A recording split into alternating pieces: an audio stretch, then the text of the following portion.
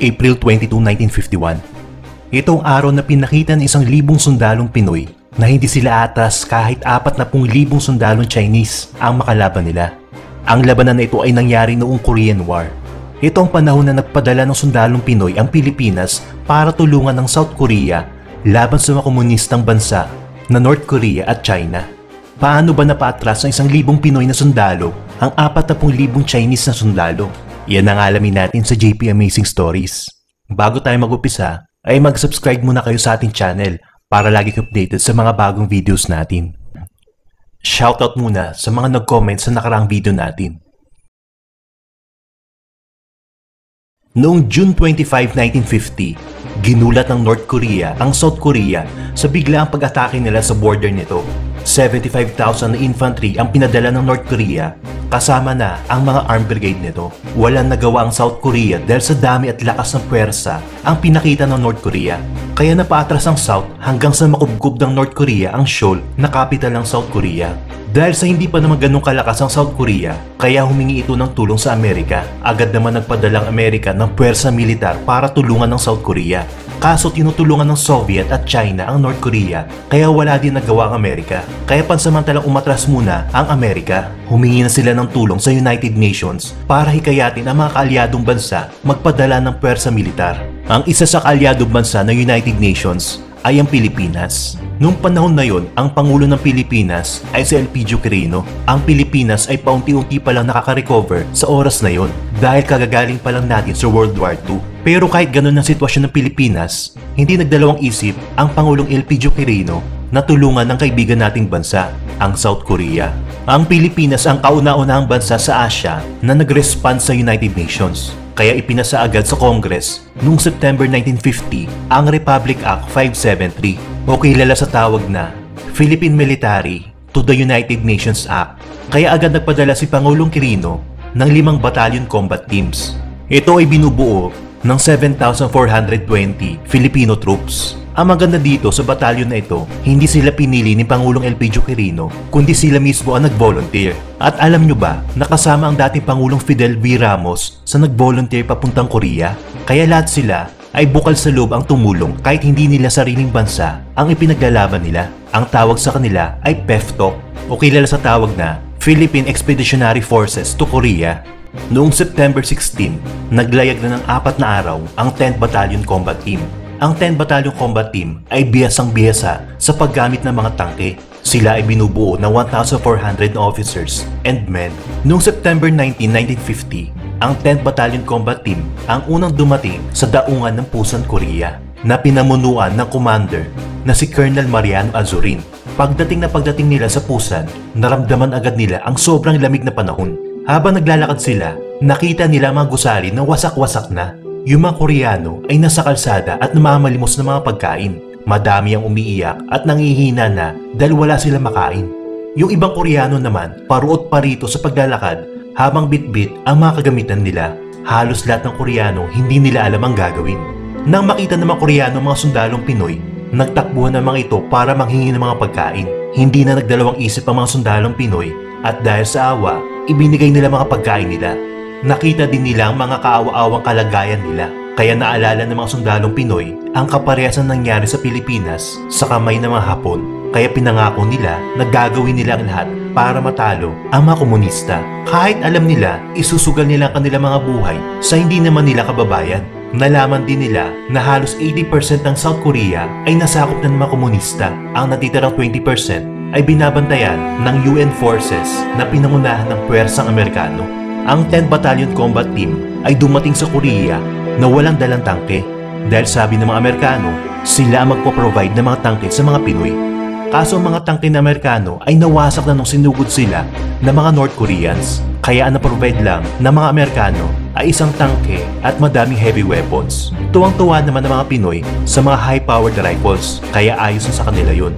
Ilang linggo nagsanay muna ang 10th Battalion Combat Team para pag-aralan ang terrain na susuungin nila. ang mga armas na gagamitin nila at kung paano ang strategy na gagawin nila. Mula sa Busan, ipinadala agad sila sa Sariwon sa North Korea. Sobrang lamig ng mga panahon na yon. Ang temperature ay umabot sa negative 15 degrees Celsius. Kaso ang problema ng mga Pinoy ay wala man lang sila makakapal ng mga jacket o kahit anuman na panlaban sa lamig. Kaya doble-doble ang pagtitiis nila dito.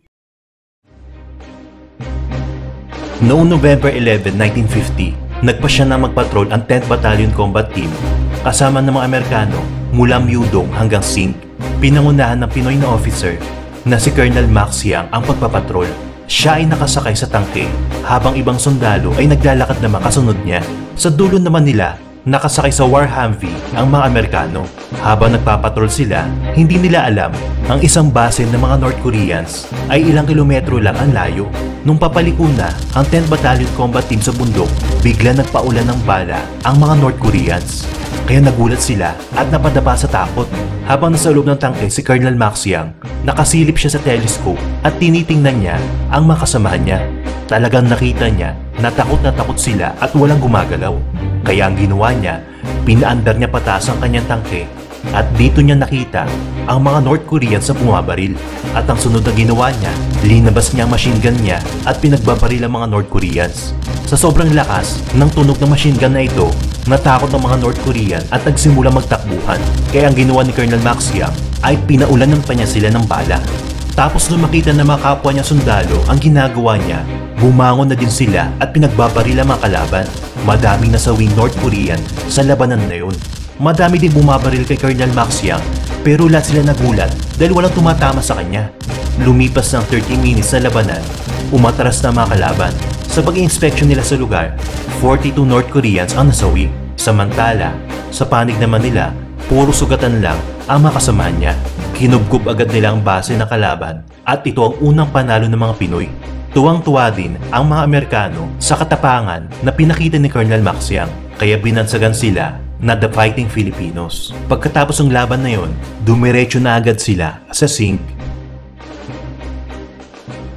Noong gabi ng April 22, 1951, sa mahilagang panig ng Yongchon, ang 10th Battalion Combat Team bilang bahagi ng US 3rd Infantry Division ay nilusod ng isang napakalaking puwersa mula sa China at Korea. Ito ang tinatawag na The Great Spring Offensive, isa sa pinakamalaking opensiba ng Chinese People's Volunteer Army at ng komunistang North Korean Army noong Korean War. Kaharap ng mga Pilipino ang mahigit kumulang sa 40,000 sundalo na mula sa 4 na division ng Chinese Army. Makalipas ang alas 12 ng gabi ay sinimulan ng Chinese ang kanilang pag-atake gamit ang isang matinding pag-atake gamit ng artillery. Maya-maya lamang ay sumugod na ang puwersang Chinese. Ngunit nahirapan sila dahil sa matinding depensa na ginawa ng 10th Battalion gamit ng mga tangke at artillery.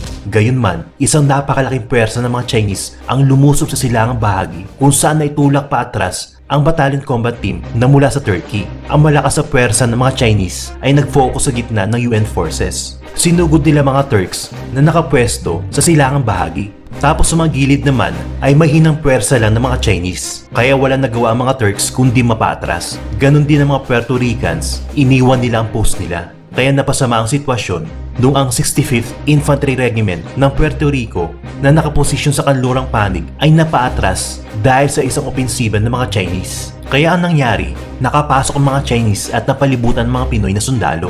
Ito ay nagbukas ng daan para lusubin ng mga Chinese ang 10th Battalion. Ngunit may isang platon ng mga Pilipino na nakapwesto sa isang bundok na tanaw ang bayan ng Yultong na hindi nagpatinag. Hindi umalis ang 1,000 Pinoy na sundalo at hinold nila ang ground nila. Lahat ay ginawa ng 10th Battalion Combat Team para mahold nila ang post nila. Ginamitan nila ng bayonet, granada at hand-to-hand combat pag may magtatangkang lumapit na mga Chinese at North Korean. 40,000 na sundalong Chinese ang nakapalibot sa kanila. Ito'y pinangunahan ni Lieutenant Arsiaga na nagmatigas na huwag umalis at ituloy ang laban. Nagbigay ito ng sapat na oras para kay Captain Conrado Yap na magsagawa ng counter-attack. Nailigtas ng counter-attack ang naipit na platoon at napigilan nito ang patuloy na pagsulong ng mga Chinese. Ngunit sa laban na ito ay namatay sina Lieutenant Arsiaga at Captain Conrado Yap. Nang madaling araw ng April 23, naglunsad si Lieutenant Colonel Ojeda ng pangalawang counter-attack na gamit ang mga M24 tanks. Nabulabog ng counter-attack ang mga Chinese at naitulak papalayo sa bundok na nais nilang sakupin. Patuloy na lumaban ng mga Pilipino hanggang tanghali bago inutusan na umatras at sumama sa ibang mga kasama sa South. 15 sundalong Pilipino ang namatay, 26 ang nasugatan at 14 ang missing in action, habang mahigit kumulang naman 500 sundalong Chinese naman ang namatay. Ang pakipaglaban ng 10th Battalion sa Yultong ay may malaki na itulong para makatras muna ang 3rd Infantry Division ng US para kumuha muna ng pwersa sa ibang batalyon. Ang strategy na ito ay naging pabor sa mga Allied forces sa mga sumunod na labanan. Dito na nakaranas ng sunod-sunod na pagkatalo ang North Korea at ang China, kaya humiling na sila ng tigil putukan. Mula sa 7,420 na sundalong Pilipinong pinadala, 113 ang namatay, 313 ang sugatan, 15 ang missing in action, at ang 41 ay mga prisoners of war.